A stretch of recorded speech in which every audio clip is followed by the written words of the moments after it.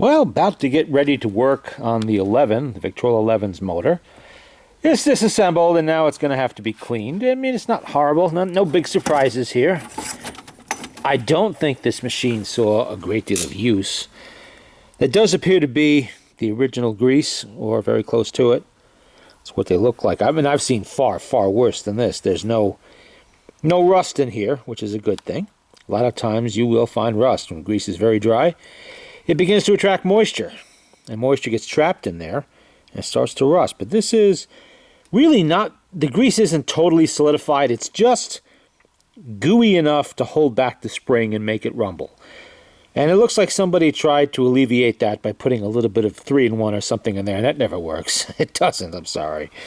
The only cure is to do this. It's to pull the springs out, disassemble everything, and to clean it. And reassemble it with a nice light grade of grease, or you can use actually a heavier grade than this. These are very strong springs, so you know, you can use the red grease or something if you want to. Doesn't make a difference. They work. As long as it's new grease and the old grease is gone, everything's nice and clean. Everything's in there. A little hard to see in the box. You see 2 springs. They're both in good shape. No surprises. No cracks. Well, none that I found yet. Anyway, we'll know more when they're cleaned up and scrubbed. And while I have it open, let me get these greasy gloves off so I can handle the camera. We'll take a look inside the machine. I'll need a flashlight for this. You can see the original assembly marks in there from 1920. Both sides have them. This is from the factory, the Camden factory. When they put these together, they numbered parts so things stayed in order. It's really not that dirty in here either. Got a little bit of goo, and that's old grease and stuff that dribbled on there over the years, and it's not much. I would have expected much more. See, there's another assembly mark there. But sometimes people bought expensive things and didn't use them. I mean, everything about this machine tells me that this wasn't used very much. There's just not enough wear. There's not enough wear on the edge of the crank where it wears on the escutcheon. That's right there. Look at the tone arm. It's perfect. That's not the reproducer that belongs on here, but the one that does is spotless. Front, back, there's no wear. You see how this one has a little wear in the back, and you can kind of see that. The other one doesn't have any. None. All the original accessories are with it. The book is with it. I mean, you see stuff like that. You know, and the records. The records, which we know came with this machine because they have the A.B. Clinton name on them, on the, in Hartford, Connecticut, on the sleeves. They're in new condition. So I'm guessing that it just wasn't used much. Really nice condition wood. I mean, look at the wood on this thing. Really nice. Wasn't used much, but wasn't banished to the attic. That's the important part. You know, it wasn't stored in some nasty place that would have delaminated everything and made everything, you know, buckle and discolor and alligator. Well, alligator is normal for age. You can get that even when it's in the house, but you don't usually see them. This is especially nice. I mean, look at the nickel plating on that. There's no wear on it. None. The knobs, you usually see some brassing on those knobs. Those are original knobs, and there is no brassing on them.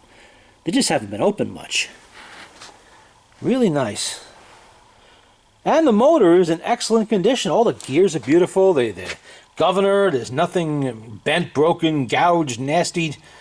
Only thing I did see was the speed control had grease on it, which it really shouldn't have. But that was a modern, you know, use. Probably the gentleman I bought it from might have been trying to quiet its cries for help and put that on there. All the screws back here, they're all really nice condition. Even the padding is still in there. And I am going to take the guts out to the gasoline bath, scrub the heck out of them, get them all nice and clean again, and then reassemble it. Probably tomorrow, as they'll need some drying time. And here is the motor board.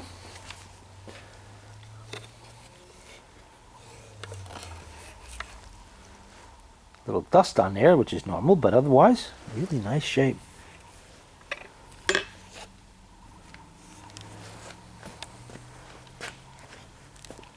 Even the back, where you usually see problems. The only spot on this machine where I saw where it's a little bit worn, let me put the lid down so you can see it. A little dusty back here, but that's all right. Is right here, which I'm guessing something probably fell on it at some point. Caused a little chip, but that's not too bad. That's all right. It's in the back where it can't really be seen, but otherwise, the whole top, a lot of times, because this was a piece of furniture standing upright in the living room, in the parlor, wherever you put it, there would be a flower pot here, and of course the corresponding ring would end up in the wood. Or somebody's drink would be put there at some point and sweat into the wood. Things like that happen. You see that a lot on these types of machines, these uprights. A little doily might have been there to save it, but that'd be about it. But this one, it is spotless. I mean, other than the dust and little splatters and such like that, it's nothing. That'll clean right up. Okay, I'll put that back up again.